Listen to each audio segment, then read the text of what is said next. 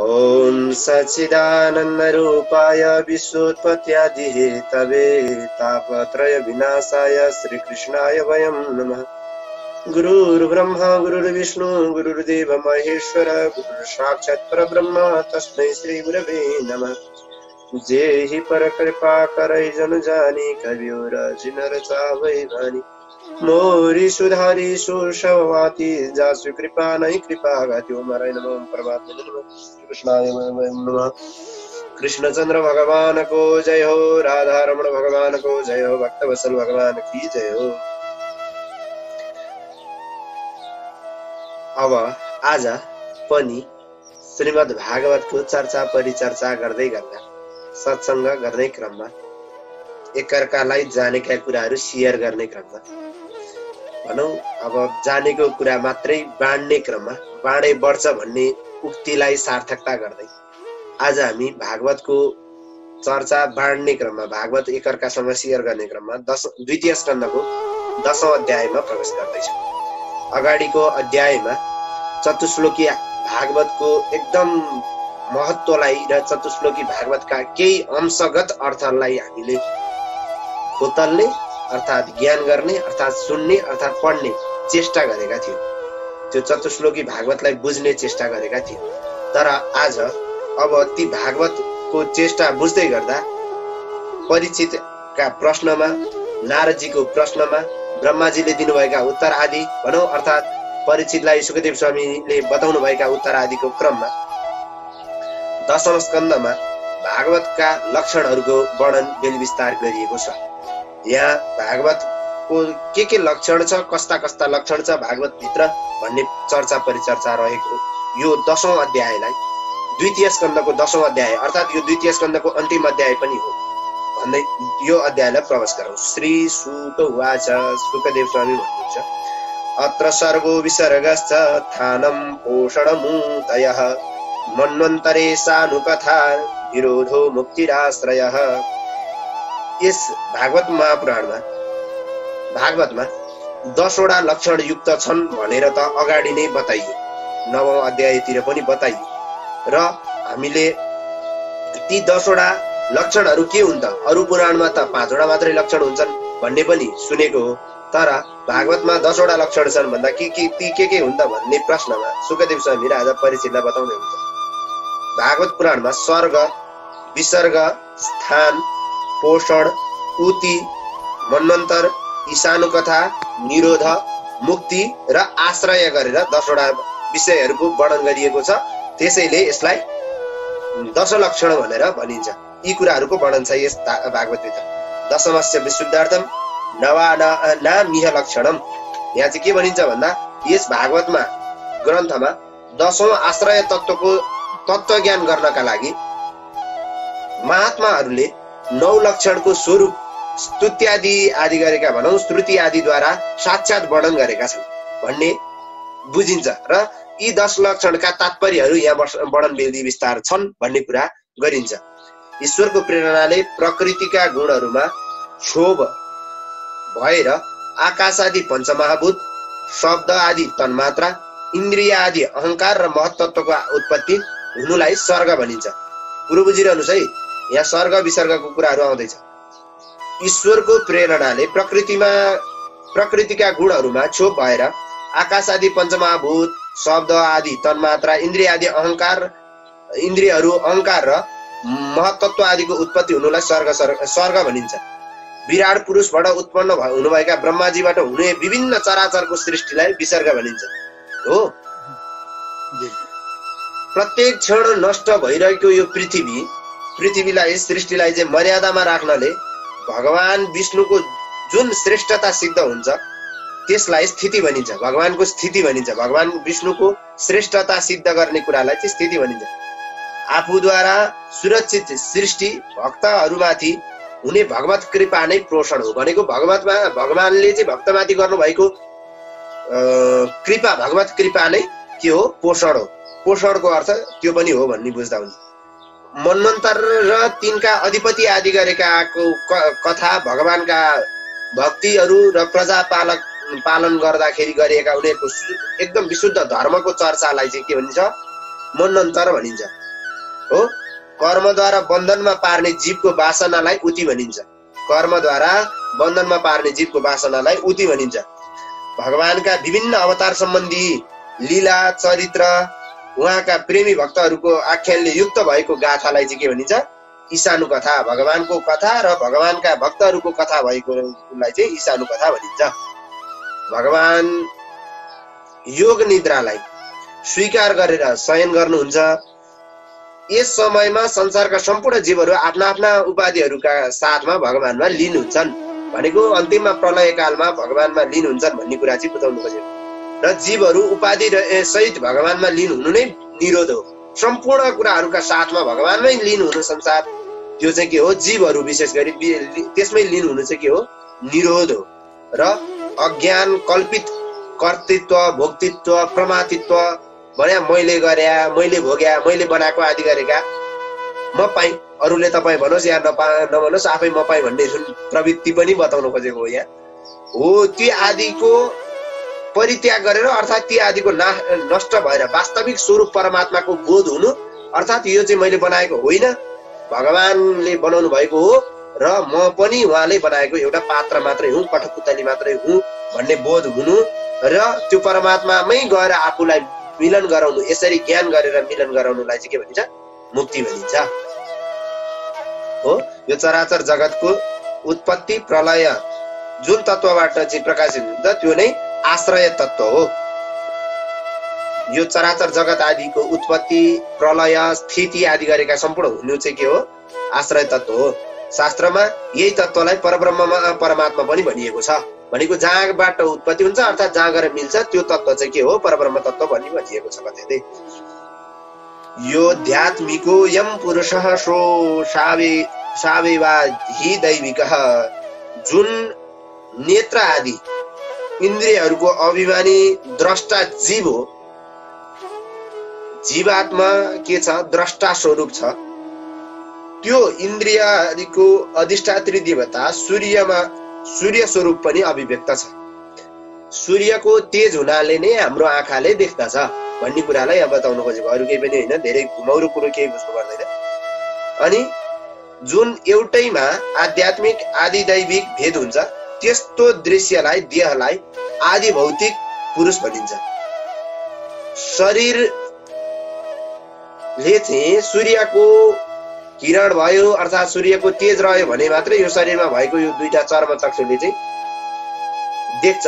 यहाँ अहिले म पुस्तक देखिरहेको छु अहिले मैले त्यहाँ देखिरहेको छु अहिले म हेरिरहेको छु भने यो आँखाको मात्रै शक्तिको कारण होइन यो चाहिँ सूर्यद्वारा प्राप्त भएको सूर्यद्वारा दिइएको त्यो तेज शक्तिको चाहिँ कारणले देखिरहेको हो।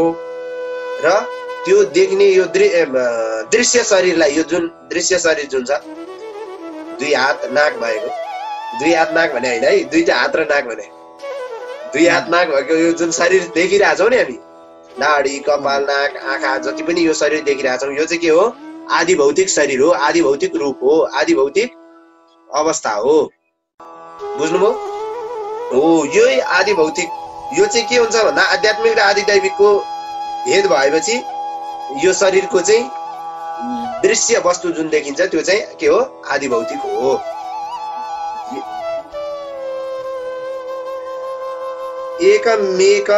एकमेक तराभावे यदा नोपलभामहे तृतीयं तत्र यो वेद स आत्मा स्वाश्रयाश्रयः। यी तीनवटा मध्ये यदि एउटाको अभाव भयो भने अरु दुईवटाको उपलब्धि सम्भव छैन। तीनवटा भने के? यहाँ तीनवटा भन्न खोजेको आध्यात्मिक आदि दैविक र आदि भौतिक। यी तीनवटा मध्ये कुनै एउटाको अभाव भयो भने त्यहाँ चाहिँ अरु दुईवटाको उपलब्धि हुनै सक्दैन, त्यहाँ चाहिँ अरु दुईवटाको सम्भवै छैन। अतः यी तीनैवटालाई जसले जान्दछ त्यही परमात्माको अधिष्ठान आश्रय तत्व हो। आश्रय तत्व बुझाउन खोजिएको हो यहाँ हो त्यो भनेको यी तीनटै आध्यात्मिक आदि भौतिक र आदि दैविक यी तीनैवटालाई जाने भने त्यो चाहिँ के भयो? आत्मा परमात्मा तत्वको चाहिँ अधिष्ठान आश्रय तत्व हो भन्ने कुरा चाहिँ उसले चिन्दछ, उसले चाहिँ बुझ्दछ। त्यही आश्रय तत्व नै स्वयं परमात्मा हो भन्ने पनि बुझ्दछ र आफू पनि हो, आश्रय तत्व बिना चाहिँ अरु कुनै होइन भन्ने चाहिँ उसले बुझ्दछ। कुरो बुझ्नुभयो। यस विषयमा नभए हामी अहिले अनौपचारिक पनि छलफल गरौँला, केही छैन। पिण्डोयम विनिर्विद्य पुरुषोण्डम विनिर्विद्य, पिण्डोयम होइन पुरुषोण्डम। यो चाहिँ जुन विराट पुरुष ब्रह्माण्डलाई फोरेर चाहिँ जुन एउटा अण्डलाई चाहिँ फोडेर चाहिँ एउटा पुरुषको जन्म भएको थियो। त्यसपछि उसले आफूलाई बस्नका लागि ठाउँ खोज्ने क्रममा उसले अत्यन्त पवित्र जलको चाहिँ सृष्टि गर्यो। अब सृष्टिको क्रम फेरि एकचोटि सृष्टि सुरु हुने भयो। कुरो बुझ्नुभयो कि भन्दा ब्रह्माण्डको अण्ड स्वरूपबाट आफ्नो शरीर बनायो हो। हामीले चाहिँ हातको कल्पना गर्यो, हात बन्यो, आँखाको कल्पना हेर्न खोज्यो, आँखा बन्यो भन्ने चाहिँ आदि हामीले भनेका थियौँ, पढेका थियौँ। हामीले त के भन्छौँ, भागवतमा जे थियो त्यो पढ्ने चेष्टा गरेका थियौँ हो। त्यसपछि अब शरीरै खडा भइसकेपछि अब कहाँ बस्ने भनेर चाहिँ उसले सोच्ने क्रममा चाहिँ गर्दै क्रममा चाहिँ उसले चाहिँ जलको सृष्टि गर्यो र जलमा बस्न थाल्यो। त्यो विराट पुरुष नरबाट उत्पन्न भएको जलको नाम के भयो, नारायण भयो। जसले त्यो विराट पुरुष चाहिँ त्यो को थियो, नर थियो। विराट पुरुष भनेपछि त्यसलाई के भनिन्छ, नर स्वरूप भन्यो। नरले उत्पन्न गरेको भएर त्यो जललाई के भन्यो, नार भनियो हो। आपो नार इति प्रोक्ता, के अरे एकादशी महात्म्यमा पनि आउँछ त्यो होइन, आपो नार इति प्रोक्ता भनेर हो। नार भनेको के हो, जल हो। अनि आफूबाट उत्पन्न भएको जलमा सुत्ने हुनाले त्यो विराट पुरुषको नाम अर्थात् त्यो शरीरधारी पुरुषको नाम के भयो, नारायण रह्यो हो। यहाँ कुरो बुझ्नु पर्ने त्यति हो।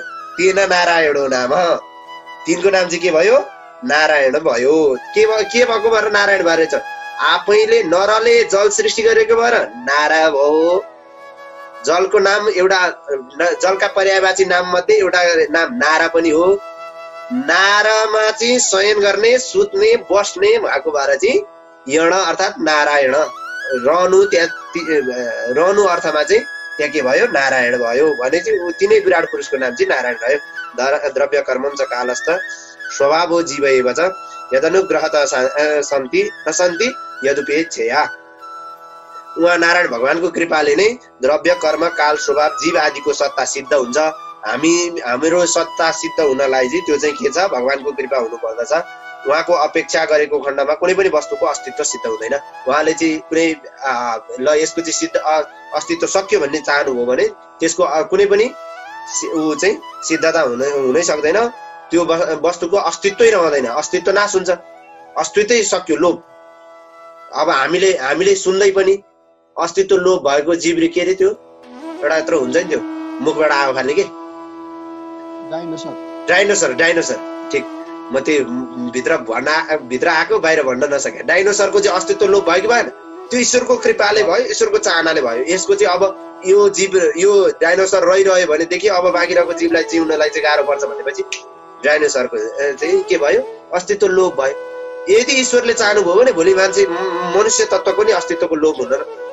कुनै ठुलो कुरो होइन, कुनै पनि ठुलो कुरो होइन। अहिले कोरोना भयो, महामारीको रूपमा फैलाएको छ, त्यो पनि ईश्वरकै तत्त्व हो, ईश्वरले बनाएको थियो, ईश्वरकै कृपा हो त्यो पनि। तर मान्छेले के गर्थ्यो, प्रकृतिमा चाहिँ एउटा कारण तत्त्व चाहिँ के भइदियो, मान्छे भइदियो। प्रकृतिमा उसले विनाश गर्न थाल्यो, अर्थात् प्रकृतिलाई चाहिँ उसले हेला गर्न थाल्यो। अनि प्रकृतिले पनि देखाइदिन थाल्यो। प्रकृतिले काम गर्ने भने त ईश्वरको अनुग्रहमा काम गर्ने हो, मायाको अनुग्रहमा काम गर्ने। भगवानले मायालाई अनुमति दिनुहुन्छ, मायाले चाटचुट पारेर साटचुट पारेर चटक्कै पार्छ, त्यही हो, अरू केही पनि होइन। जब अद्वितीय भगवान नारायणले योग निद्राबाट जागेर अनेक हुने, आफू एउटैबाट चाहिँ अनेक हुने इच्छा गर्नुभयो, तब आफ्नो मायाले अखिल ब्रह्माण्डका बीज, सुवर्णमय, वीर्य, आदि दैविक, आध्यात्म र अधिभूत गरी 3 भागमा बाँडिनु भयो। आफूले आफूलाई बाँड्नु भयो। आदि दैविक, अध्यात्म र अधिभूत गरेर चाहिँ 3 प्रकारले चाहिँ आफ्नो सुवर्णमय वीर्यलाई चाहिँ के गर्नुभयो, बीज स्वरूप आफ्नो सुवर्णमय वीर्यलाई बाँड्नुभयो। हे परीक्षित, विराट स्वरूपकै एक वीर्य चाहिँ 3 भागमा कसरी विभक्त भएको भन्ने कुरा चाहिँ सुन्नुहोस्, म त्यसलाई भन्दछु भनेर। अन्तः शरीर आकाशात् पुरुषस्य विचेष्टित ओजसो बलम यज्ञे तथा प्राणो महानसु।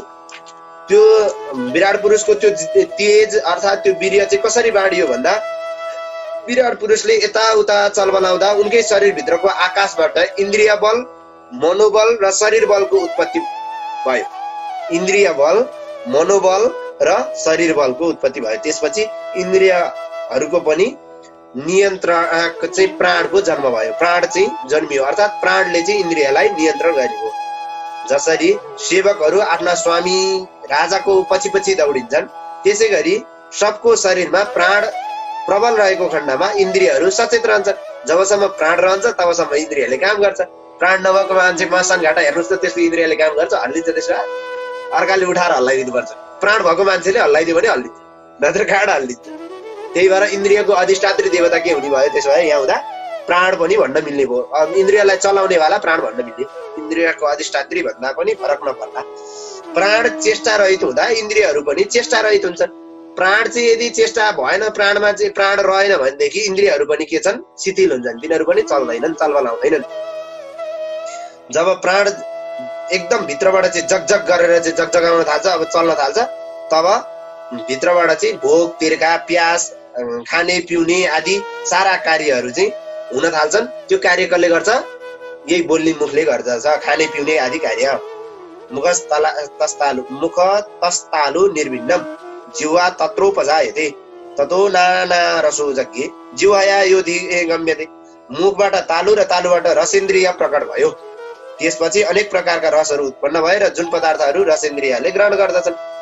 यहाँ भित्र शरीरभित्रका कुराहरू नै यिनीहरू। जब विराट पुरुषलाई बोल्ने इच्छा भयो तब वाक, अनि त्यसको अधिष्ठाता देवता अग्नि, त्यसको विषय बोली आदि प्रकट, 3 प्रकट भए। त्यसपछि धेरै समयसम्म यो विराट पुरुष जलभित्र नै रहिरह्यो, जलभित्र नै बसिरह्यो। श्वासको वेगबाट नासका छिद्र प्रकट भयो। भगवान विराट पुरुषबाट के प्रकट भयो भन्ने कुरा छ, अरू केही पनि छैन है। विराट पुरुषलाई सुँघ्ने इच्छा भयो, घ्राणेन्द्रिय प्रकट भयो। गन्धलाई फैलाउने वायु उत्पन्न भए। पहिले विराट पुरुषका शरीरमा चाहिँ प्रकाश थिएन, त्यसपछि ती विराट पुरुषलाई आफूलाई र आफूदेखि अतिरिक्त पदार्थहरूलाई हेर्ने इच्छा जाग्यो। तब नेत्र रूपी 2टा छिद्र पाल चाहिँ प्रकट भए र तिनका अधिष्ठाता देवता सूर्य र नेत्रेन्द्रिय प्रकट भए र तिनीहरूबाट उनीहरूले रूपको ग्रहण गर्न थाले। जसरी हामी अहिले पनि गरिरहेछौँ। वेद रूप ऋषिहरूलाई चाहिँ विराट पुरुषलाई चाहिँ स्तुति गराउन जगा थाले, स्तुतिद्वारा बोलाउन थाले। कसले भन्दा? ऋषिहरूद्वारा विराट पुरुष स्तुतिले गर्न थाले। तब उनलाई चाहिँ सुन्ने इच्छा भयो। जब सुन्ने इच्छा भयो तब के प्रकट भयो? कान प्रकट भयो। त्यसै गरी समयमा चाहिँ त्यसै समयमा चाहिँ कानका अधिष्ठात्री देवता पनि प्रकट भए, श्रोत्रेन्द्रिय पनि प्रकट भए होइन।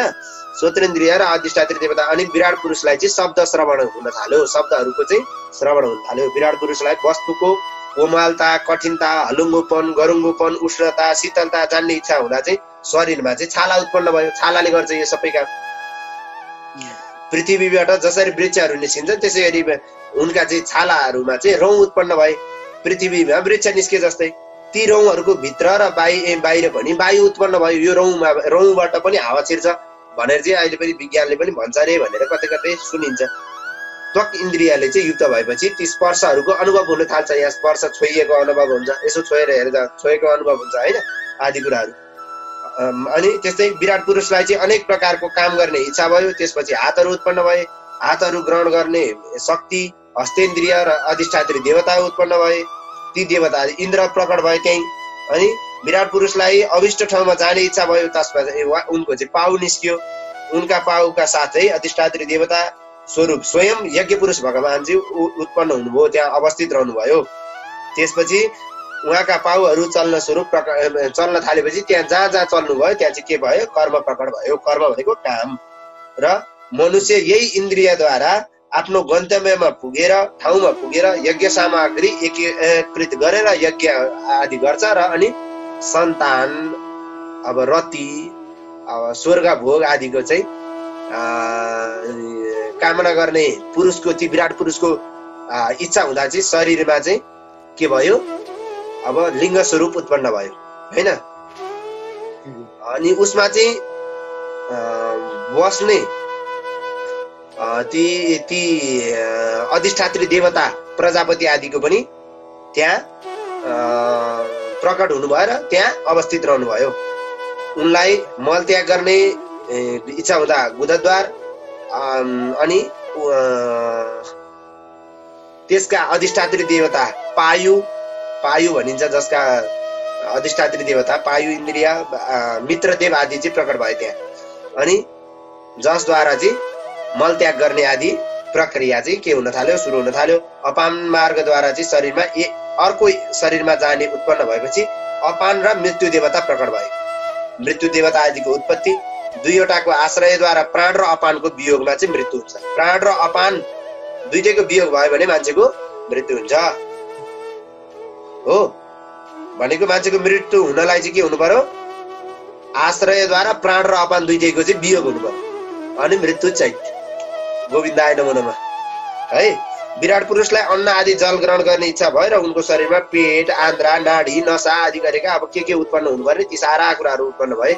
यो सारा कुरा उत्पन्न भएको कुराहरूलाई चाहिँ यहाँ छोटकरीमा भन्नुपर्दा उहाँलाई चाहिँ विचार गर्ने इच्छा हुँदा इन्द्रियको उत्पत्ति भयो।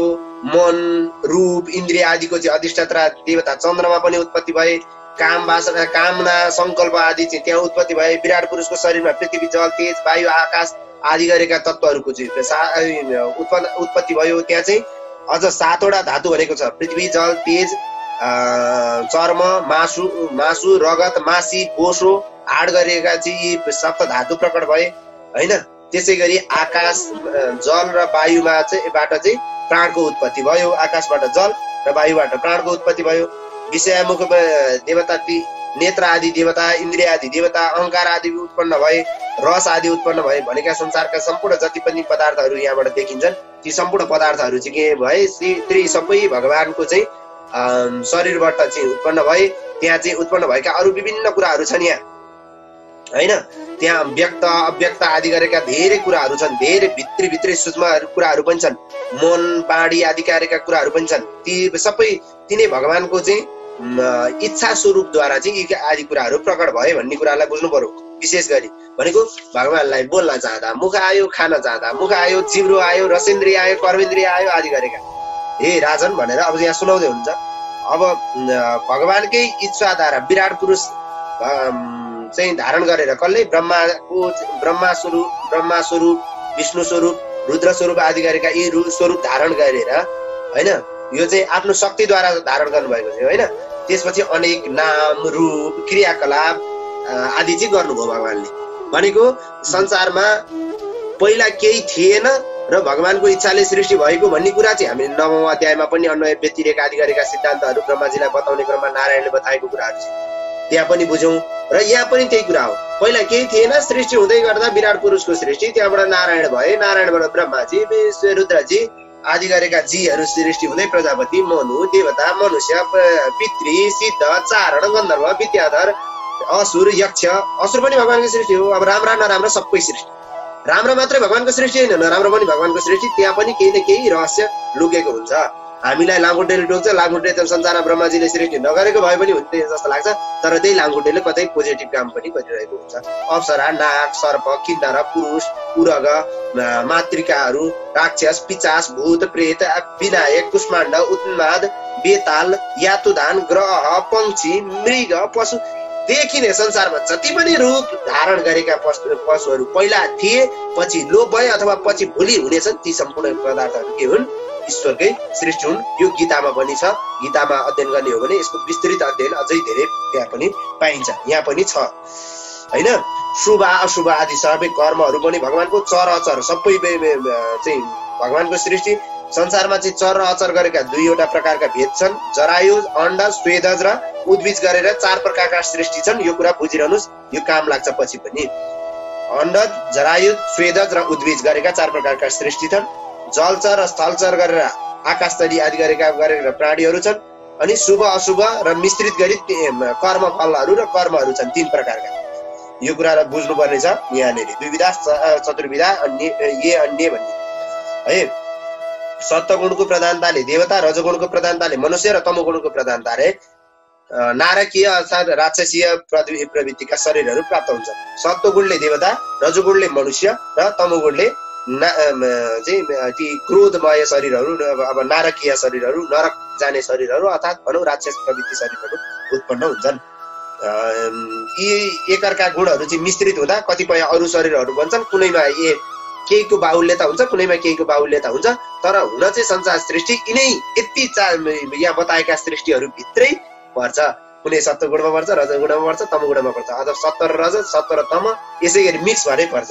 अनि चर अचर होइन, जरायुज, स्वेदज, अण्डज, उद्भिज, यिनै जलचर र थलचर, आकाशचरी आदि गरेका यी 3 प्रकारका र शुभ अशुभ र मिश्रित गरेर यिनै 3वटा कर्मभित्र चाहिँ सारा सृष्टि चाहिँ के छ लिन्छ। त्यही भित्र चाहिँ छ भगवानले यो सम्पूर्ण अवतारहरू चाहिँ लिएर, यी सम्पूर्ण भगवानले चाहिँ यी सम्पूर्ण अवतार गरेर चाहिँ आफ्नो क्रीडालाई भनौँ, आफ्नो इच्छा शक्तिलाई चाहिँ बढाउनु भएको खण्डमा चाहिँ बढाउँदा चाहिँ यो संसार सृष्टिमा चाहिँ यीहरू चाहिँ भएको छ। उनी भगवानलाई चाहिँ कहिलेकाहीँ सृष्टि गर्ने इच्छा हुँदा नारायण स्वरूप के अरे ब्रह्म स्वरूप पालन गर्ने इच्छा हुँदा नारायण स्वरूप र त्यसलाई चाहिँ संहार गर्ने अर्थात् आफूमा विलिन गराउने इच्छा हुँदा रुद्र स्वरूपको प्रकट हुन्छ। त्यो पनि यहाँ बताइयो होइन। भगवानका भक्तहरूको ऐश्वर्ययुक्त भगवान सृष्टि स्थिति र संहारको चाहिँ कारण स्वयं आफै हुनुहुन्छ। तत्त्वज्ञानी पुरुषले यसलाई चाहिँ भगवानको सृष्टि स्थिति लय र त्योभन्दा पर भगवानलाई बुझ्नुहुन्न, योभन्दा इतर पनि बुझ्नुहुन्न। सृष्टि स्थिति लय प्रलय गराउने सबै चाहिँ को हुनुहुन्छ ईश्वर नै हुन् भनेर उहाँहरूले चाहिँ राम्रोसँग बुझ्नुहुन्छ। कसले? जो ज्ञानी छन्, जो सन्त छन्, जो विद्वान छन्, जो भगवानका भक्त छन्। यदि भगवानका भक्त छैन र विद्वान छ भने त्यसले चाहिँ बुझ्दैन। फेरि भगवानको भक्ति नभइकन विद्वानै भएर पनि त्यो चाहिँ के हुन्छ, त्यो चाहिँ खलातीले सास फेरे जस्तै हुन्छ भनेकै छ। हुँदैन श्रद्धा र भक्ति भने खाली थकाइ मात्र यति भनेर भनेकै छ। कवि प्रसाद गौतमजीले लेखिदिनु भएकै छ। भनेको साथमा भइरहँदा ज्ञान भइरहँदा पनि ज्ञान र वैराग्य भइरहँदा साथमा को चाहियो? भक्ति चाहियो भनेर त हामीले महात्म्यमा पनि भक्ति ज्ञान वैराग्य 3टै कुरालाई जगाउनेवाला शास्त्र भनेर भागवत पढ्या हो है। सृष्टि आदि कर्मको चाहिँ के हो? सम्पूर्ण कर्तापन, भोक्तृत्व, प्रमातृत्व, अब साराको अधिष्ठात्री देवता, सारा सृष्टि गर्नेवाला चाहिँ को हुनुहुन्छ? परमात्मा तत्त्व भनौँ, नारायण तत्त्व भनौँ, ब्रह्म तत्त्व भनौँ, जे तत्त्व भने पनि उनी एउटै परमात्मा हुनुहुन्छ। अब भन्नुहुन्छ अयम तो ब्रह्मणः कल्प सविकल्प उदारित। मैले यो ब्रह्माजीको महाकल्पको अवान्तर कल्पका चाहिँ साथमा चाहिँ वर्णन गरेको छु। यो चाहिँ ब्रह्माजीको महाकल्पको चाहिँ बारेमा चाहिँ केही वर्णन गरे। जुनसुकै कल्पमा पनि सृष्टिक्रम एउटै प्रकारको कल्पको जस्तो हुन्छ। भनेको जुनसुकै कल्पनामा पनि सृष्टिक्रम चाहिँ यस्तै प्रकारको हुन्छ। केही हदसम्म फरक होला, तर त्यति धेरै फरक हुँदैन। भिन्नता केवल यति नै हो कि महाकल्पको प्रारम्भमा प्रकृति, महत्त्वता आदि उत्पत्ति हुन्छ भने कल्पको प्रारम्भमा प्राकृतिक सृष्टि जस्ताको तस्तै बनिदिन्छ। महाकल्प र कल्पमा चाहिँ फरक छ भन्ने कुरा चाहिँ यहाँ बताउनु खोजेको, अरू केही पनि होइन। कालको सूक्ष्म र स्थूल परिणाम, सूक्ष्म परिणाम र कल्पहरूका लक्षण आदि अन्तर्गत मन्वन्तर वर्णनहरू चाहिँ यथावत यस्तै प्रकारले चाहिँ विस्तारका साथ तृतीय स्कन्धमा पनि म तिमीलाई बताउँदैछु। तर बताउने छु अहिले चाहिँ पद्मकल्पको प्रसङ्ग सुन्नुहोस् भनेर भन्नुभयो सौनको आज। अहिले चाहिँ यो बताइयो चाहिँ पद्मकल्पको प्रसङ्ग चाहिँ बताउनु भयो सौनको आज। सौनक भन्नुहुन्छ हे सुतजी, भगवानका परम भक्त विदुरजीले आफ्ना अत्यन्त प्यारा बान्धवलाई छोडेर पृथ्वीका विभिन्न तीर्थहरूको भ्रमण गर्ने विचार गरेर चाहिँ हामीहरूलाई भन्नुभएको थियो, विचार गर्नुभयो भनेर चाहिँ विदुरजीले भन्नुभएको थियो। कसलाई? सौनक आदि 88,000 ऋषिलाई चाहिँ होइन भन्दै हुनुहुन्छ। कसले भन्दै हुनुहुन्छ? सुतजी महाराजले भन्दै हुनुहुन्छ। मैत्रेयजी ऋषिका साथमा विदुरजीको अध्यात्म सम्बन्धी कुराकानी कहाँ भएको थियो? विदुरजीले प्रश्न गर्दा मैत्रेयजी कुन तत्त्वको उपदेश गर्नुभयो मैत्रेयजीले? त्यो कुरा सुनाउनुहोस्। शान्त स्वभाव भएका हे सुतजी महाराज, हामीहरूलाई विदुरजीको चरित्र सुनाउनुहोस् र उहाँले आफ्ना बन्धुहरूलाई किन छोड्नुभयो र फेरि किन फर्केर आउनुभयो त? छोडेर गएकै मान्छेलाई किन फर्केर आएको फेरि? होइन, तीर्थ जानुको कारण के थियो? मैत्रेयजीसँग गएर के सुन्नुभयो त्यो कुरा चाहिँ हामीलाई बताउनुहोस् भनेर कसले भन्यो भन्दा सौनक आदि 88,000 ऋषिहरूले सुतजीलाई प्रश्न गर्नुभयो। ठाडै प्रश्न गर्दै हुनुहुन्छ होइन। सृष्टिको क्रम सुनिसकेपछि, यो सृष्टिको अगाडिको क्रम सुनिसकेपछि यस्तो प्रश्न गर्नुभयो। अन्तिममा सुतजी भन्नुहुन्छ हे सौनक आदि ऋषिहरू हो, राजा परीक्षितले यही प्रश्न कसलाई गर्नुभएको थियो? सुखदेव स्वामीलाई। यहाँहरू चाहिँ झन्झट भन्ने कि अब यसलाई विस्तार भन्ने? श्रोता र वक्ता यहाँ फरक हुँदै उसले सुनाइरहेछ क्या। यहाँ एक अर्कासँग जन्जागोल भएर चाहिँ घुमिरहेको छ, तर बुझ्ने हो भने एकदम सरल पनि छ। यहाँ सुखदेव स्वामीले राजा परीक्षितलाई प्रश्नको उत्तर दिनुहुन्थ्यो। जुन परीक्षितले यही प्रश्न गर्दा सुखदेव स्वामीले जुन कुरा बताउनु भएको थियो त्यो म हजुरलाई बताउँछु, किनभने म पनि त्यो सुखदेवले कथा सुन्दा त्यही थिएँ भनेर चाहिँ सुतजीले भन्नुभएको यो भगवत परिचर्चा श्रीमद् भगवत महापुराणे पारमहंस्यां संहितायां द्वितीय स्कन्धे पुरुष संस्थानुवर्णनम नाम दशमोऽध्याय भन्दै यो भगवानको चरणमा यी सम्पूर्ण भगवत परिचर्चाहरूलाई विश्राम गर्दै गुरुजीका चरण कमलमा विश्राम गर्दै यो भगवत परिचर्चालाई पनि यही पूर्ण विराम गरौँ। ओम अस्तु परिपूर्णम। श्री कृष्णार्पणमस्तु।